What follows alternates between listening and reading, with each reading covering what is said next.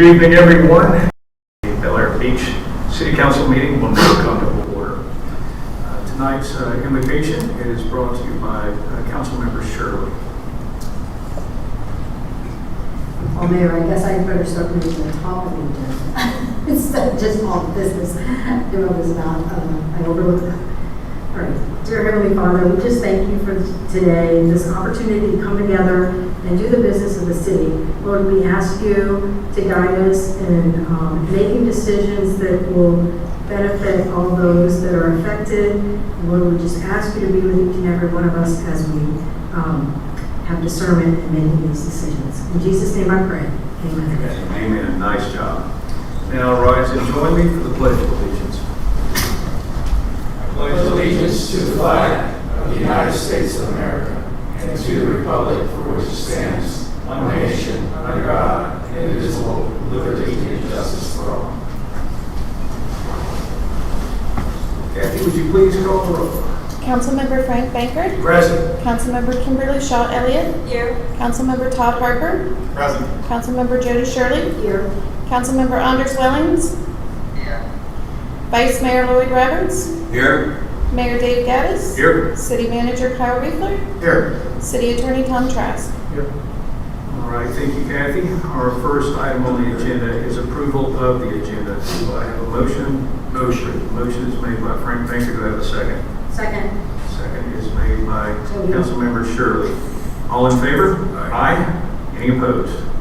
All right, the agenda is approved. Now we move right into a presentation from the Pinellas County Sheriff's Office, beginning with Law Enforcement Monthly Reports.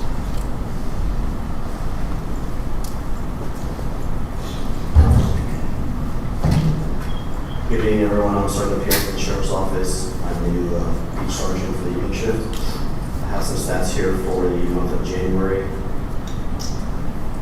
This year, there was one offense of an assault in January 2026. That's down from 4 last year on the year-to-date. There was a total of 9 people arrested during the month of January. There was 1 felony, 1 warrant, and the rest were traffic misdemeanors, for a total of 12.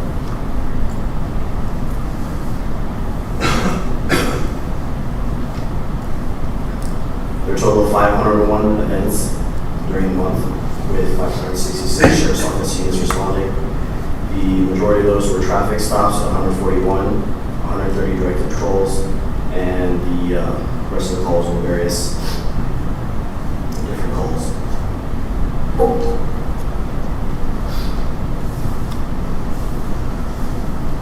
There were no crashes during the month of January. There were several direct enforcements and normal traffic duties conducted by deputies.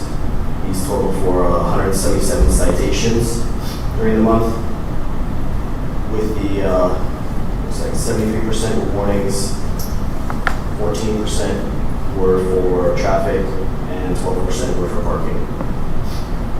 The top citation location was the Causeway, with the remaining citations given out mostly along Gulf Boulevard. That is all the stats that I have. Do you guys have any questions for me? Council? Go ahead, Vice Mayor. Thank you, Mayor. Just a quick question on the felony for the battery in 65 or older. Do you have any more detail on that? I don't have any specific details on that, but if you'd like, I can get some for the next meeting and bring it back to you. That's okay. Just curious. Was it the person who received 65 or older, or the person who made the battery? The victim is 65 or older. Okay. Thank you. Do you know the area? I do, sir. Was it a resident or was it? Oh, for this specific one? No, I'm sorry, I apologize. Okay, thank you. Any other questions or comments? All right, thank you for being here this evening. I appreciate it. Thank you. All right, next up is the monthly code enforcement report.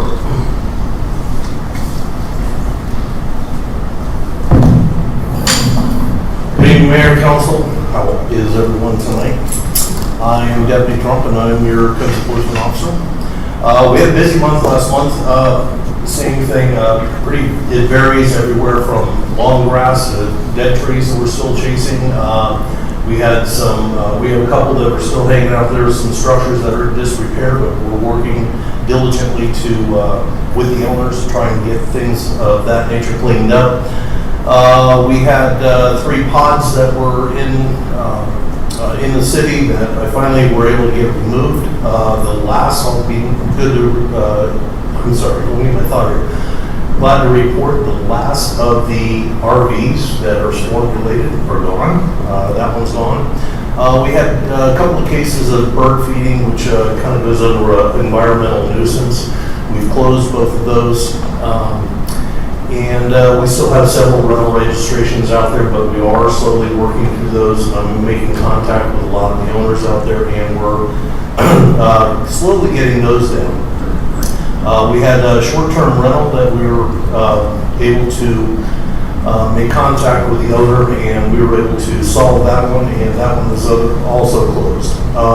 Otherwise, just some miscellaneous other enforcements, which include light trespassing, a couple of unlicensed contractors that I also work with the county on in order to do those, and a bunch of temporary signages.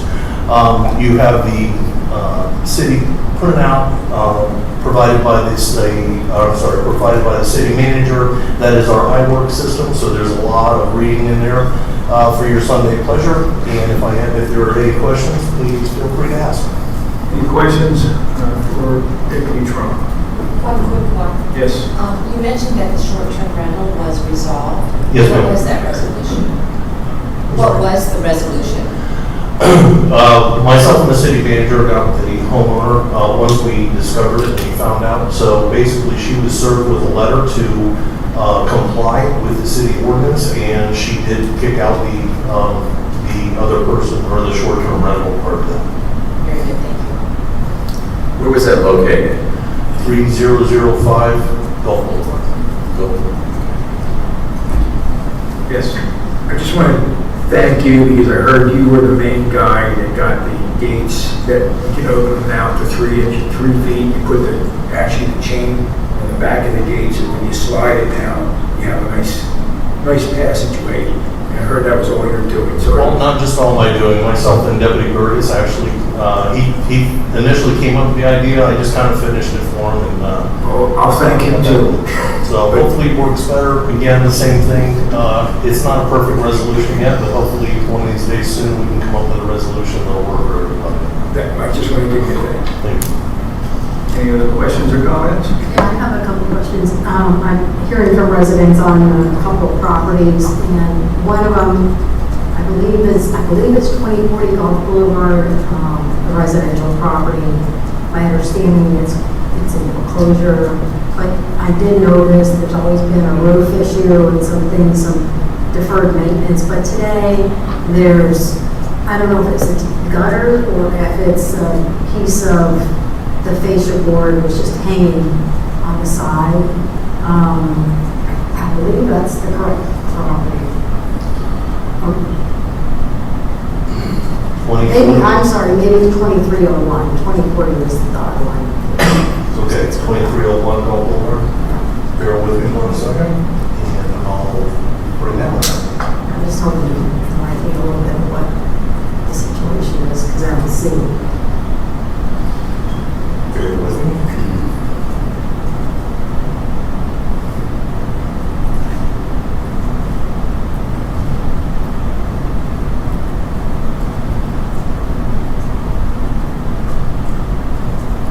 So for 2301, and I will have to double check on that one.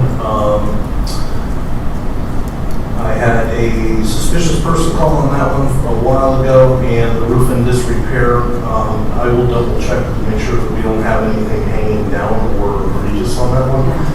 With that property, there is some legal issues going on with that property at the moment, so it kind of bars us from getting too involved with it right at the moment. So, but anything is something we're happy to try and address. Do we have any penalties or anything with regards, because I know that roof has been an eyesore and a problem. have we imposed any penalties and have they been recorded as a lien? I do not believe that we have anything recorded as a lien. I would have to refer that one to the city manager for that one. Again, that home is basically, it's in foreclosure right now.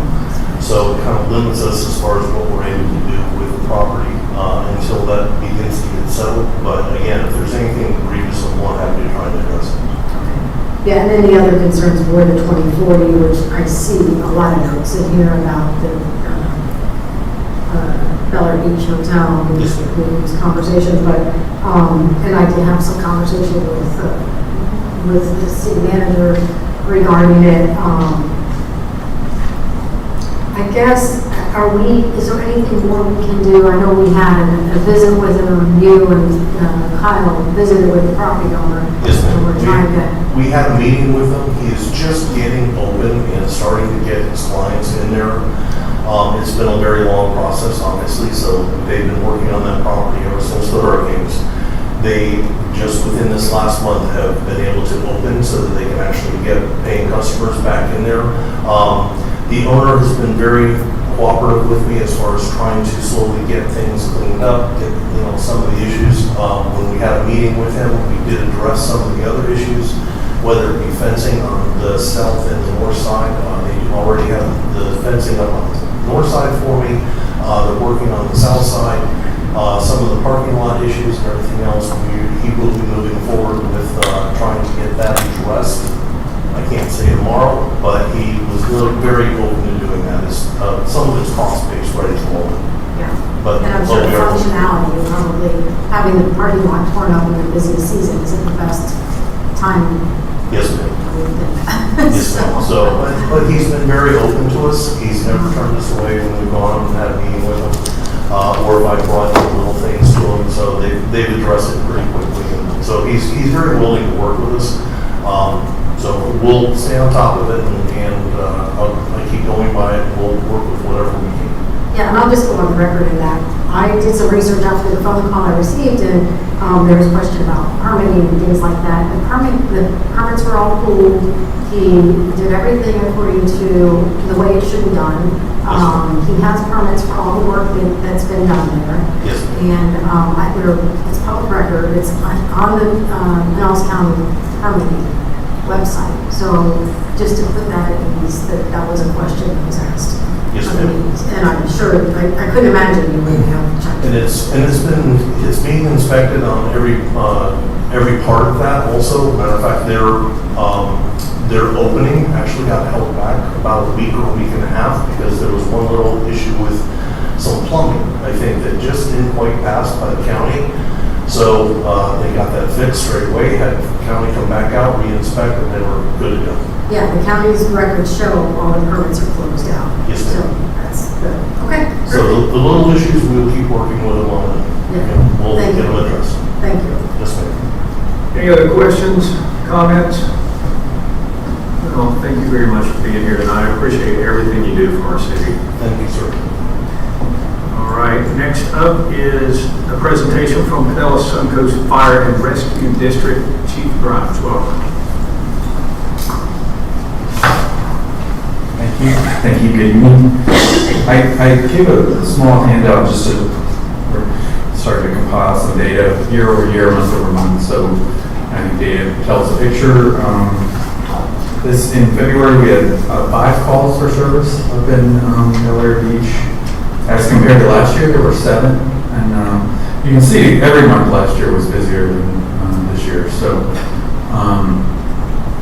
I'm not sure what's driving that, but I assume it's just because of still recovery from hurricane, the population hasn't rebounded and that sort of thing.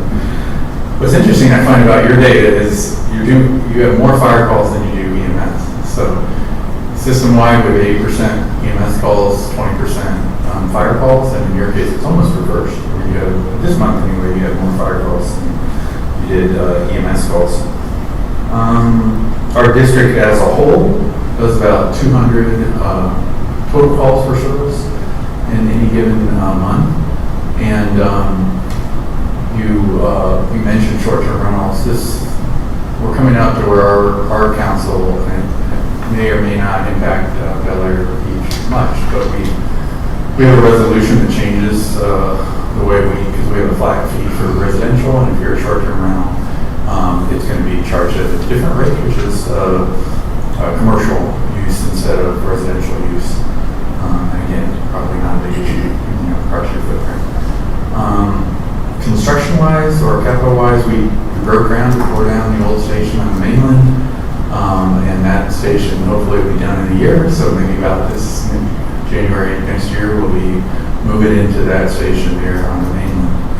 We continue to develop the property to the north here. We bought, we have a contract and an offer into a house that's adjacent to the property we own at the Church of the Isles.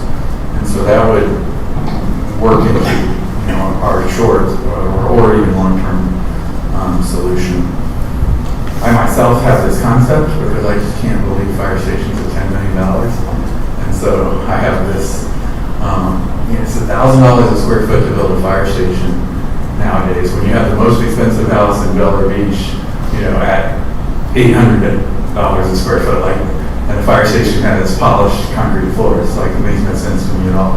So I've taken the position we're not going to do that with taxpayer dollars, and so this concept of having a house, and you guys are sort of probably the brainchild of it, it's where it came from with your, when we were looking at your house, and obviously we're still vetting that out, but the idea that you could actually have the firefighters reside in the house and have a less expensive garage for the fire trucks was a concept. And so where we were buying property to build to the north, we bought this house next door, and the idea is you'll have a fireman in the house. The city's already let us know, Indian Rocks Beach, that they consider it residential use, so we don't have to change the zoning. And what was anticipated to cost the taxpayers $10 million, I think we're going to be able to do with about $3 million. So it's trying to be responsible with the taxpayer dollar to get it as far as we can get it. So that's the property up north for you all. And the other pertinent thing there, and Mayor Gaddis is on the board of MSAC, we put in this year for a paramedic position for the north to cover you all. So we know we'll be in service somewhere October 1st. Since we own land, we made the case to the county it's a permanent setup. We're not doing this, fly by night. We're here, and then we can leave. So we actually have brick and mortar, and so we put in to the MSAC and to the county for an extra paramedic position to put up here for when we put the fire department unit up here. And so thank you for your support on that, and that'll actually really help response times up here for EMS and fire. Down south, we talked about the Tiki Gardens. We're still working through with the county of whether we can move our south station north to the Tiki Gardens, which makes all this possible. Moving the south station north and the central station and this station up here is new, and it really covers the beaches really well. So I think that's it, unless somebody has any questions. Councilman, any questions or comments for Chief Grimes? Well, I have one. Well, since you saved about $7 million, is there any opportunity for our rates to go down? We aren't looking at reducing our millage rate until we're done with our stations. What I will say, and maybe I would love it, maybe you'd approve me to give the quick city presentation that we've given. And I don't know if anybody was at our city summit when we did it it's something I should do here. Because I said, when I was working for the county, and when the idea was for this taxpayers to vote to tax themselves, we over there scoffed at that and thought, there's no way somebody's going to vote to tax themselves, right? We were planning on, what our plan was to take over the fire department. Now that I'm the fire chief, I realize we've run the numbers, and I realize how smart the citizens are of Bel Air Beach and everywhere else. If our district went away, the way we bill, and I have the exact number for you in my presentation, but let's say you're paying, with our new ad valorem and with our flat fee, you're paying $1,000 a household for fire protection. Well, if you were absorbed into the Seminole Dependent District, you'd be paying double that. Like if we would go away. So I continue to make the case that even though we do have that small ad valorem in there, that the special district is more cost effective than the other models out there. And so I'd love to show that to you. It's a couple slides, maybe next month if you allow it. The pitch was not hard. Everyone knew what they were up against. The last thing that they wanted to see was us losing Pinellas Suncoast. And so it made perfect sense. We didn't want to be absorbed into anyone else. And we like our service and we like our fire and rescue personnel. So I appreciate everything you're doing. And it never hurts to ask, though. Oh, no, yeah, of course. And I'm actually doing the neighborhood news articles. I've got a series running in there. And this month will be about how we work as a part of the county system, which you know so well. But then the next month, I plan on laying out the finances for it. So, trying to be really transparent. I would appreciate seeing the presentation you put together. So whether it's at a work session or at the meeting next month. I would love to do it. It's what I tell whenever I meet with the county commissioner, county people, city. It's what my message. So I'd love to do it. It doesn't take long. Probably 10 minutes at the most. Perfect. I'll come back. Thank you. Thank you so much. All right. Now we are on to the city attorney report. Hi, Tom. Hi, Mayor. Thank you. Each one of you should have received this afternoon a copy of the draft interlocal agreement between the city and the town of Bel Air Shore. I'm providing you with this document for your review. I'm asking that it be scheduled to be placed in the next work session for discussion purposes. And I would just remind you as some background, this agreement was originally drafted by Randy Moore, your city attorney, my partner, a number of years ago. There have been some changes to it through discussion with the town of Bel Air Shore, the mayor and I. Those changes have been incorporated in this draft. So we would like for you to review this draft and be available for discussion about it at the next work session if that's a possibility. That's what I'm asking. I'd like to add to that also is that this is the red line version. There's no red lines, but this is the last version that was modified by Bel Air Shore. Now it's back to us. So these are not wholly our edits. These are, we keep digging in and then they come back and I will admit that they have softened up quite a bit since we started this process. So we are making some progress. There's still some things that I see in here that could be better, but let's discuss it at our next work session and see if we can work through it. All right. One question. Could we please have a red line version which also shows whose edit it is? So I'm not sure. The answer is yes. I can provide it. I don't know how it would be helpful though, because what happens is that the original draft was done by Randy a couple of years ago. They suggested changes. We suggested changes. So it wasn't an approved starting point by you. So I'm not really sure it would be that helpful. Oh, Randy's version was never executed. Correct. No. So are these changes to the document that was executed, or is this an entirely new document? So there is an interlocal agreement that was done in 2003. This is to basically modify it and set in terms that are acceptable to both the town and the city. Some changes and make it absolutely clear what our position is and what their position is on certain issues that weren't necessarily addressed in the original interlocal agreement 2003. It's a very weak agreement, doesn't have a whole lot of specifics. The idea was to build the specifics of this, so this agreement will modify the one that was signed 20 years ago. Does it track closely enough to see a red line, or is it a totally fresh? It's a totally different agreement. Okay. Yeah. You won't see any of the history and all the whereas clauses. For example, the first couple of pages in the local agreement I provided, setting forth the background, the backup, and so forth. Those aren't even in the original agreement. So there's a lot more information in this one. And we're trying to nail down responsibilities and obligations for both sides so that each and every time there's a question that comes up, we can just say, okay, it's paragraph 4, this is what we need to address, kind of thing. Anything else? Questions or comments for the city attorney? No? All right. Thank you, Tom. Next up is the city manager report. Thank you, Mayor. 22nd Street Bridge project, we have a deadline for the evaluation for July 24th, but they're still trying to get that done by May is the goal. The 8th Street Rehabilitation Project, we awarded that project at the last council meeting, and they are scheduled to start on Monday, the 9th. And that leaves a final completion date of May 23rd.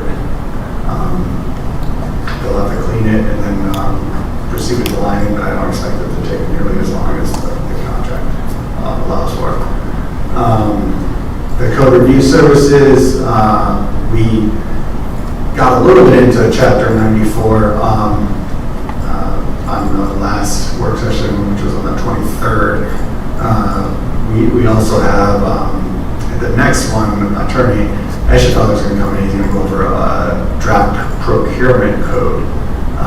So we'll start off with that, and then we'll get back into our code review to finish Chapter 94, and then followed by Chapter 86, the sign code.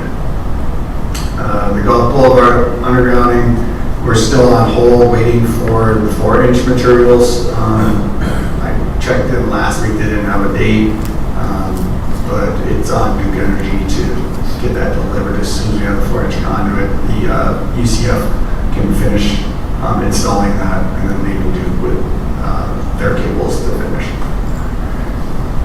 The Falcon 1 Cedar Drive survey, we got updated numbers for that. So I think we probably got at least over 50 more came in since last month. And then we are going to have a presentation for the annual comprehensive financial report in April. At the end of this month, we need to call our audit committee for their recommendations. And we have a date on the calendar for that, but we need a council member to participate and serve as the chair for that audit committee. Last year, we had a member, Sean Elliott, participate. I don't know if anyone has any nominations this year. We just prefer that whoever does it can be present. Which date? Kathy, what's the final date? March 24th, it's 5 o'clock. Show of hands, who's interested in doing this? The day after the work session. Everyone volunteer at once. I would recommend a professional who did it last night, since she's experienced. Tom said he would do it. Everybody good with Councilmember Harper? Absolutely. If you like it that much, Kim, you can do it again next year. I would be happy to. Unfortunately, I'm out of town that particular day. I was gonna say. So we're not voting, we're just saying he's doing it, right? Okay. Congratulations, and thank you for your service. Okay, and then we're coming down to it, down to 6 properties, substantially damaged. I have one that was purchased from an investor that's going to get to a code hearing next, and then I'll be on sort of the last handful of residents who are going to get wrapped up. I just spoke to one today that I didn't talk to for a very long time, so I was glad to get in contact. And that's everything. All right, thank you very much. Questions or comments for the city manager? Yes, sir. So kind of under the 6 properties that were identified as substantially damaged, so that means by definition, they've been identified, but they have not told us what they're going to do. Right, I have some kind of in between that presented an appraisal, which gave them more value, which in turn made them not substantially damaged, but they haven't gone the rest of the way and given me a permit for repairs. That's 6 left, right? So, yeah, it's really just going to be running down these last ones. You know, some of them are dealing with insurance, some are just trying to hold on to figure out what they're going to do with their blast. Thank you. Anyone else? Yes, regarding the Cedar Drive survey, do we have an anticipated end date for this? Last meeting, he said he'd take it to this meeting with the numbers. So this is final now. I think this is it. In your humble opinion, do you feel that everyone that had the opportunity to do the survey has done the survey? As far as I can tell, there was one resident that mentioned in the immediate area here, they felt that a lot of people are now living somewhere else. And kind of pulled a property appraiser search for like 600 feet of the surrounding area. And out of about 80-something properties, maybe 30 were outside town addresses. So it may be true, there may be some that we didn't get reached, but again, I looked at the overall numbers. I didn't know if it was going to influence the final counts too much, but it's something we could do. Okay, and so I was listening to Chief Crimes, and it sounds like he's got a plan B. Is that what you got out of it? He's been working on Plan Bs since we started the discussion, just because we didn't know where we were going. And it seems like Plan B would be way more efficient than Plan A. But, Council, how does everyone feel about? Can you explain Plan B?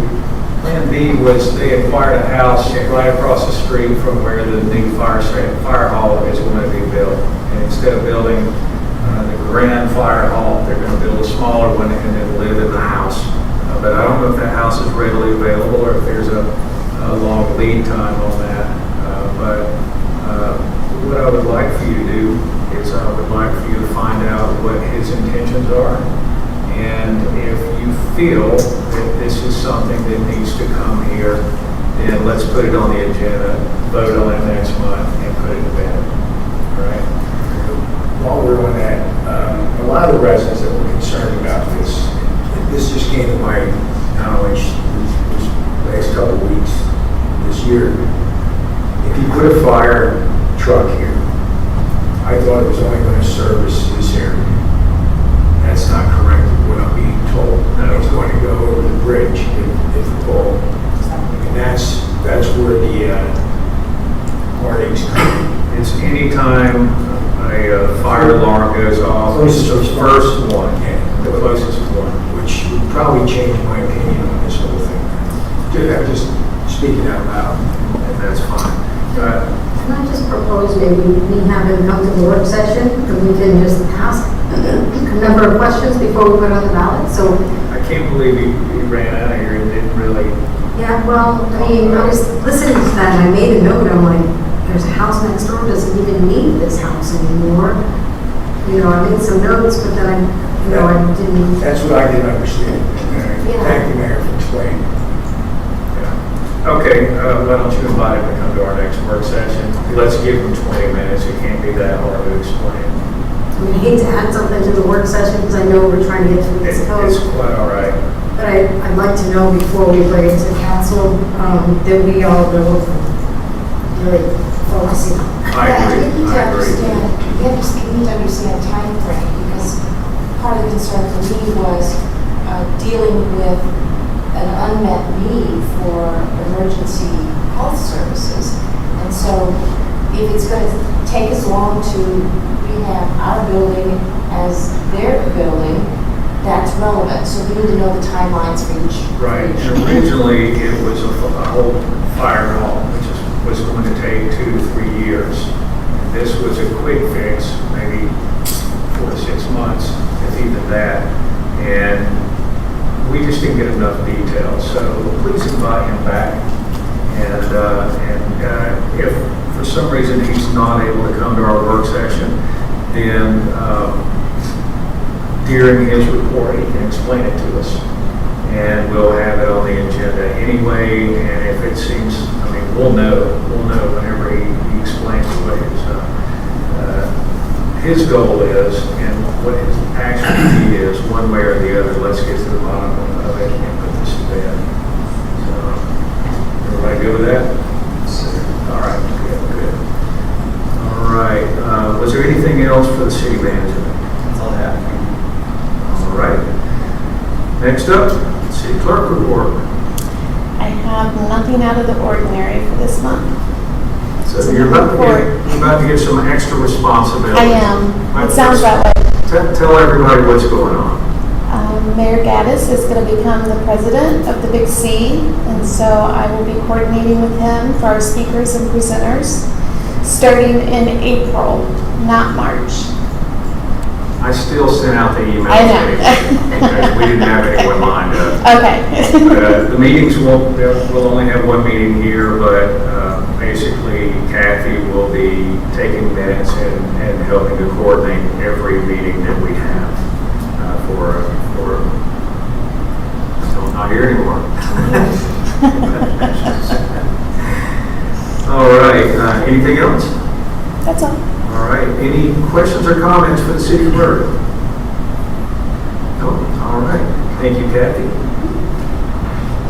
All right, now we are up to citizen comments. Is there anyone here that would like to speak? Yes, please come right on up.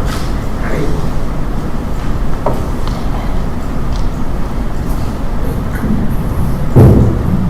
Okay, I'm Patty Roberts, 102 20th Street, Parks and Rec Chair. And I want to take the opportunity to invite all of you and all of your family and friends and neighbors and everybody to the Health and Wellness Fair this Saturday from 10:30 to 1:30, right here in this lovely room.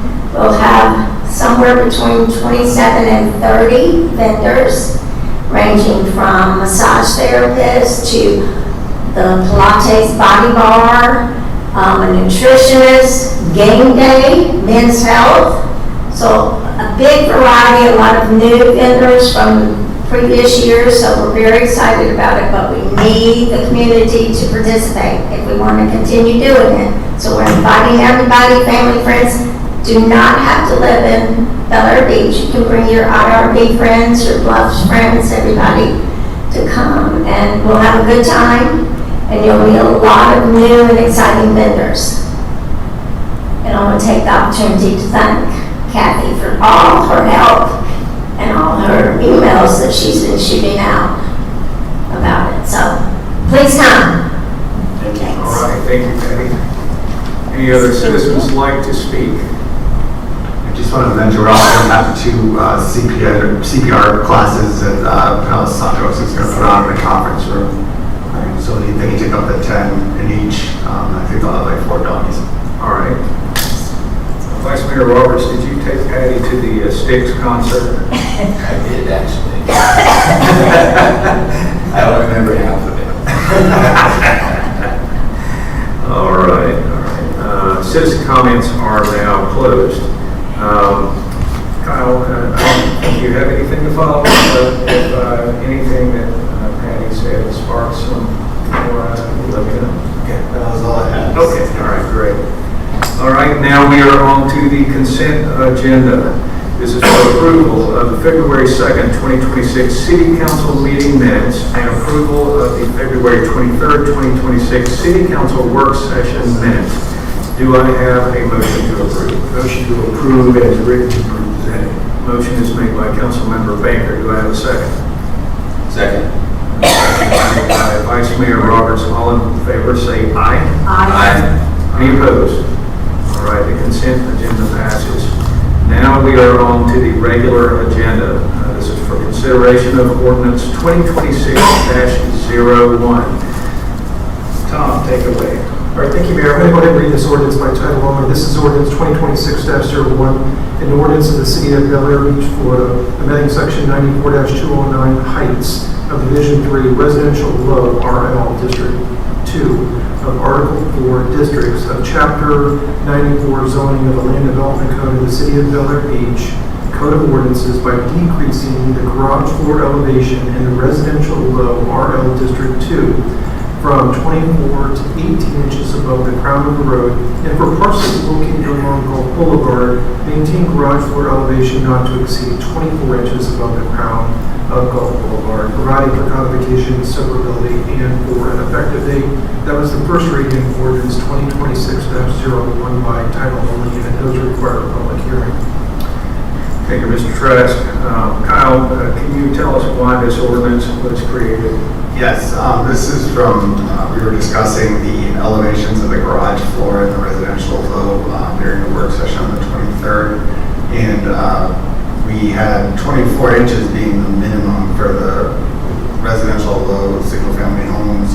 And we were also discussing the multifamily properties to the 18 inches. So the question came up, why does the single-family homes need to be at a minimum of 24 inches? So I took the question to my concern the following day, asking, if we were to change this, so that the minimum is 18 inches, is that going to negatively affect any other areas of the code for unforeseen issues? And he says, no, it should not, and that we'd still be able to keep the 24 inches, which would be an option if you lived on Gulf Boulevard, because you have a higher road there, so that you can get more slope to go towards the drainage terminal.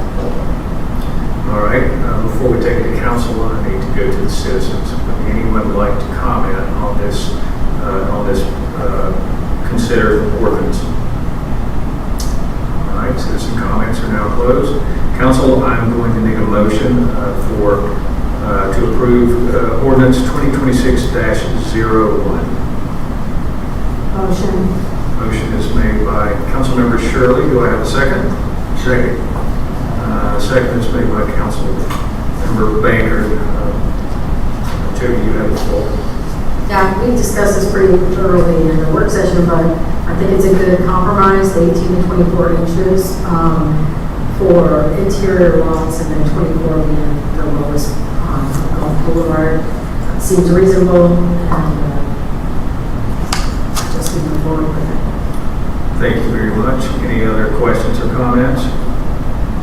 No? I'm sorry to ask, but residential low district 2 is what? Single-family homes, so everything on the east side of Gulf Boulevard inward, so everything but the multifamily. So the multifamily is District 1 residential medium, and that's the west side of Gulf Boulevard. Any other comments? All right, let's take it to a vote. Kathy, would you please call the roll?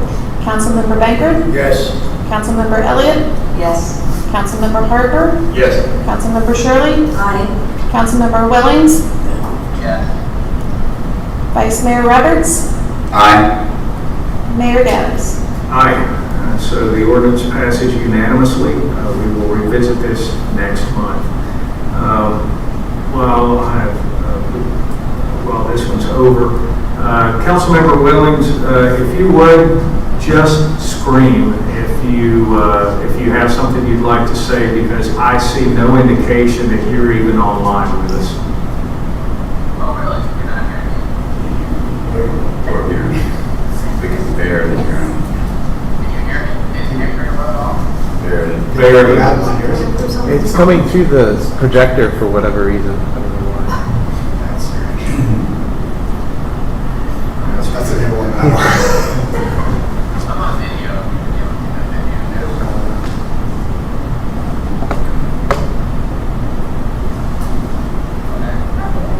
No, you guys can't hear me? Barely. Great to see you. Can you promote us to? Can see you fine, we just can't hear you. Okay, there's no one here, so what we're going to do is be very quiet whenever Councilmember Welling starts waving his hand violently. Everybody good with that? Yes. All right, now we are on to item number 12. This is for consideration of refund request following the lien reduction hearing at 1903 Bay Shore Drive, case number 25-42. Mr. Riefler, would you like to take that one? Yes, sir. Following the work session where we discussed this, I reached out to Attorney Trask, and we discussed, my recommendation for this refund. And given everything that we discussed in the work session and leading up to this, I still believe we should refund the total amount for this situation. And what was the total amount one more time? It's the remaining 25%, which is $8,706.25. All right. Tom, do you have any comments on this? Yes, I do. I mean, my comments are that the special magistrate made a finding that this property owner did not have due process because of the fact that she was not receiving notices as required by law. And it was apparent to me in reviewing her order that if she had the ability to reduce it down to zero, she would have. But she doesn't have that authority because of the fact that her code only allows her to reduce it down to 75%. So based upon her finding at the quasi-judicial hearing that due process wasn't given to the property owner, it is my recommendation that you refund the $87,0625 that was paid to the city already. All right, thank you, Tom. Before we bring this to the council, I'd like to take this to the citizen comments. Would anyone like to speak on this topic? All right, we have no takers. Citizen comments are now closed. Council, I'm going to make a motion for refund of the lien reduction hearing at 1903 Bayshore Drive. There's two of them. I'm going to give that one to, all right, Elliott, and I'll give the second to Councilmember Baker. Kim, you have the floor. Yes, I think we've discussed this at length. The notice was not properly given. As a matter of law, she should not have to pay it, and so we should refund the money. Any other comments? Yes, just a question to our attorney, because they had their attorney come down from New York. Could we be liable to pay her fees? No, not at this point. If she was to have filed an appeal on one of the decisions, then she could argue that under Chapter 162, if she prevails, that she's entitled to it. But I'm not seeing any court awarding her travel costs. Okay, you know what I'm talking about. Yes, sir. Work session. I just don't, we give her back the money and then she hits us with travel fees. That's what Yes. No, she's not going to get it. She's not going to be able to recover her travel costs. Okay. Any other comments? All right, we're just going to do a voice vote. All in favor? Aye. Aye. Any opposed? All right. All good things come to those who wait. Now we are on to item number 13, consideration of approval of the Bel Air Beach Community Foundation Highlight Your Business on Gulf Boulevard fundraising proposal. Mr. Riefler, you're up. Okay, so this is a fundraising proposal brought to us by the Bel Air Beach Community Foundation. They formed in 2022, and since then they've been partnering with the city for fundraising activities and events. Just to name a few, we did the Earth Day Sunset Social. We also did the Veterans Memorial Dedication. And some other, we have ongoing projects or programs for like the commemorative program and the City Hall engraved program up front. And this fundraiser is similar to what was done for the Christmas banners, but the idea for this fundraiser is to raise more money, and what we're aiming to generate funds for is a sandbag machine and closing station. This is something that would increase our ability to produce sandbags up to, I think they advertise 750 bags per hour. That's definitely about 5 times what we can do now. We have 5 staff using our skid loader attachment. So it would drastically increase our ability to make sandbags efficiently.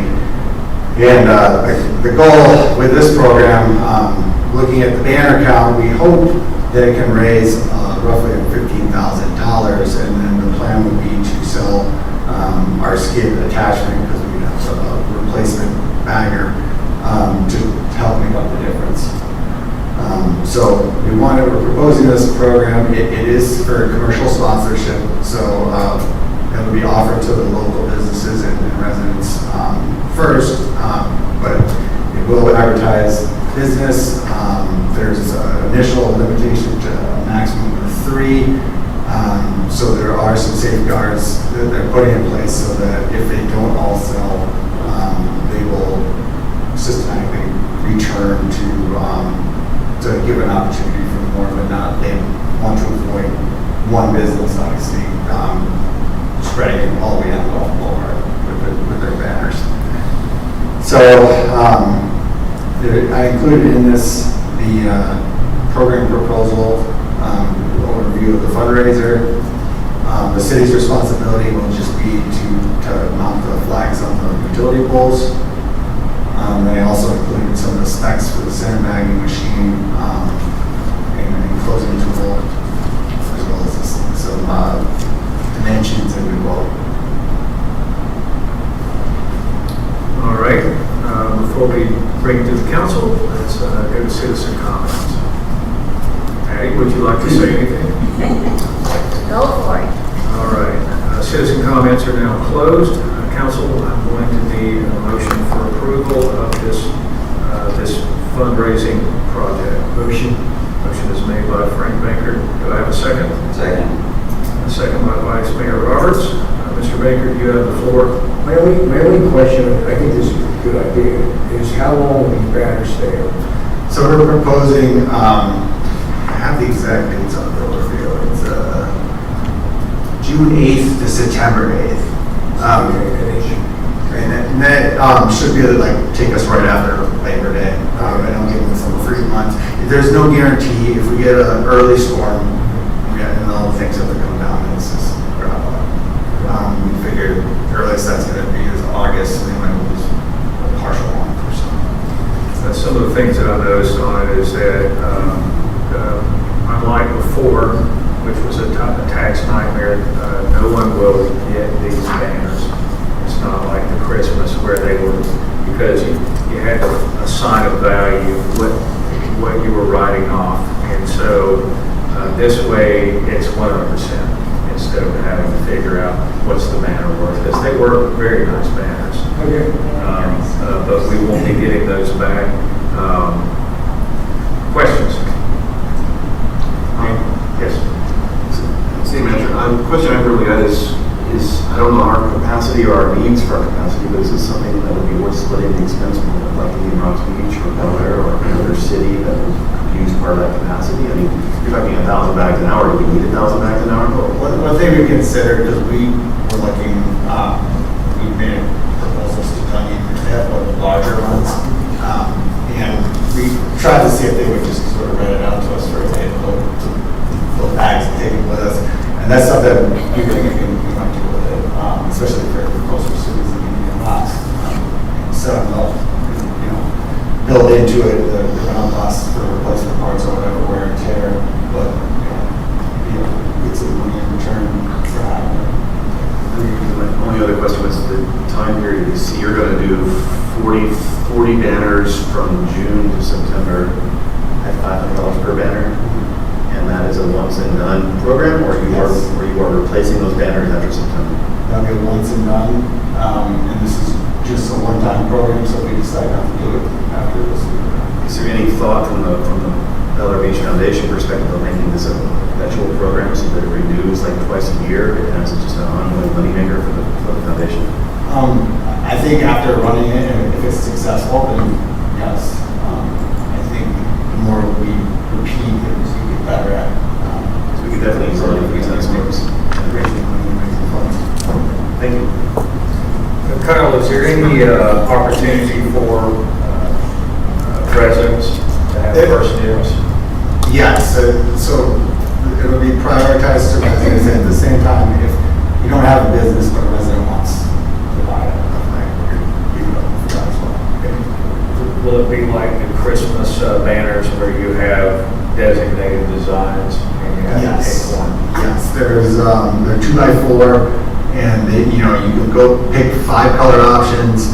You can customize what's on there as far as the words and your business. And then you can also choose between a summer theme background or if you have a high resolution vector logo.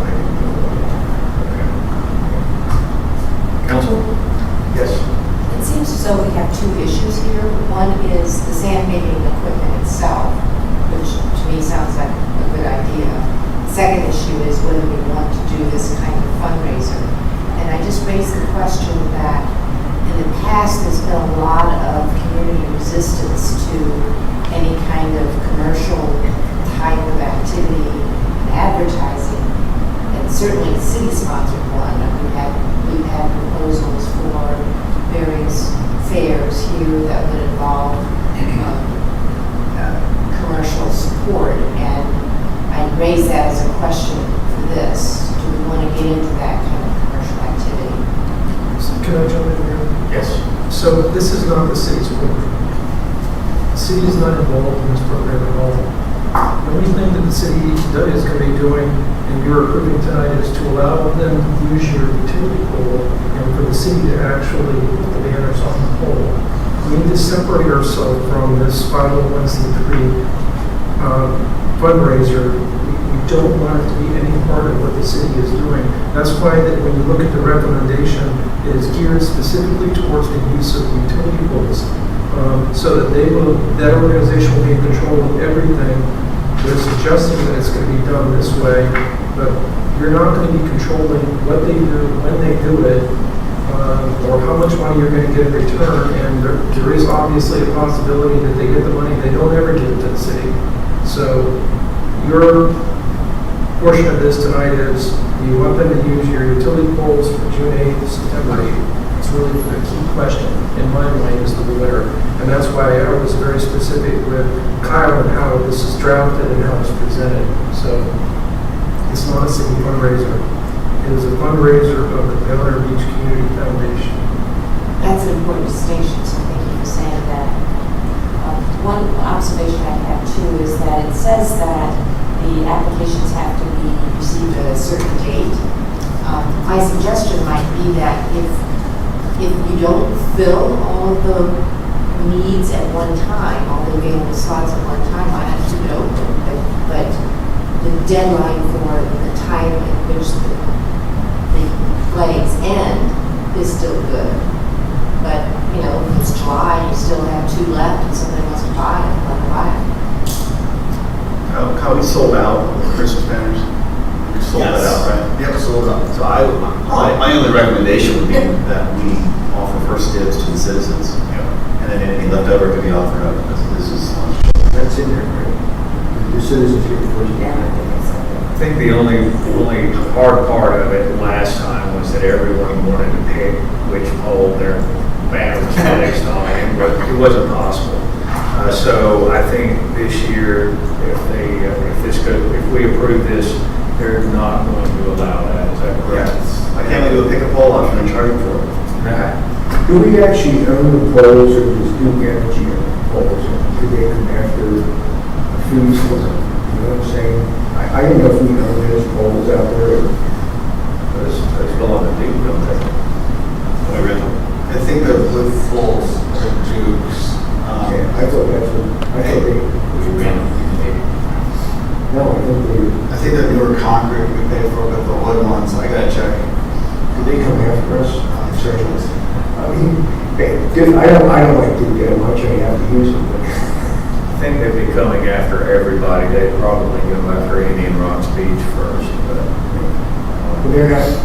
they assisted us with the others because they knew we needed outlets. And they actually do some advertising for businesses.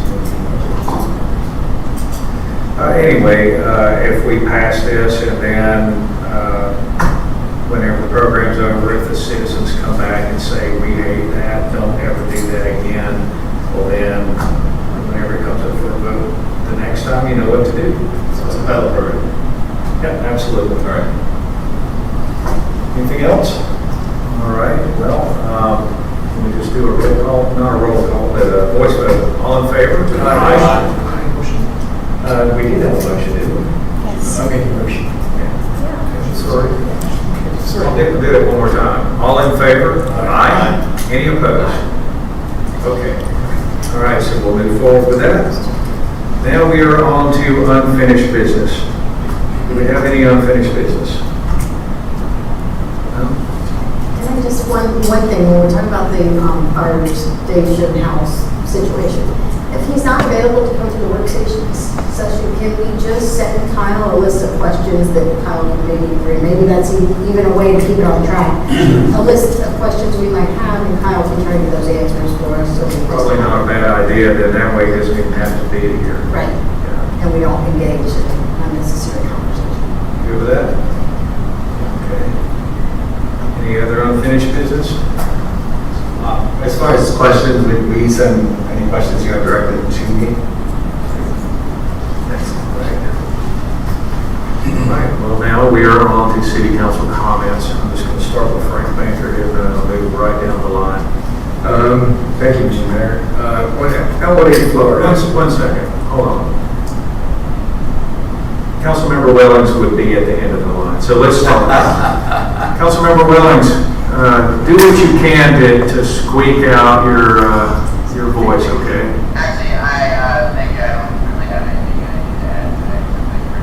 Hear me okay? Okay, thank you. All right, now you're up, Mr. Banker. Thank you. I've been reporting on Elevate Florida, and as of the end of February, they have not lifted a single home. My first report on Elevate Florida in July of last year, they were projected to lifting 2,000 to 2,500 homes with commencement to begin August of 2025. The 2,500 number, while no lists were done, this number kept dropping throughout. And then I spoke towards the end of the year that the number dropped to 750 homes from the original 2,500. As of February, and again, no homes have been lifted, the projected number now has dropped to 650. I know this because, again, Elevate Florida has received a total of $650 million in funding from the state, Fed, and various counties, which would lift more than 2,000 homes taken in the 25% factor, which would equate to about $400,000 per lift, or about a 2,400 square foot home. At this time, Elevate Florida is seeking new applicants, but not open to the public to apply. I note this because if you were approved by Elevate Florida to move forward, or you were not approved, you received a notice application withdrawn. Hence, so where are these new applicants coming from? More to follow. Thank you, Mr. Baker. We'll just go ahead Vice Mayor Roberts. Thank you, sir. Yeah, I just saw a fine gentleman walk into the meeting a little minute ago there, and my dear wife's out there. So we were driving, we took a right-hand turn, and there was a gentleman over at the Veterans Park that was working very hard out there. Looked like he'd been working for a while. So I'd like to thank Tony for spending the time out there in the warm sun and cutting down old bush limbs and putting in new plants. It looks very nice. Thank you.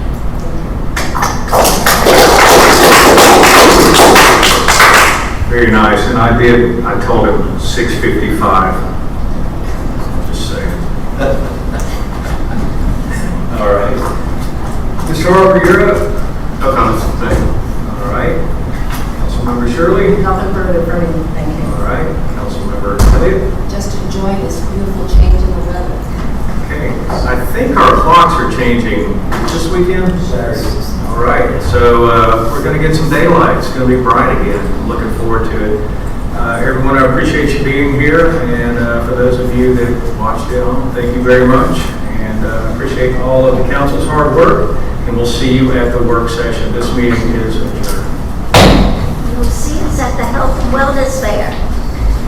Say, see you at the Health and Wellness Fair. Yes, you will.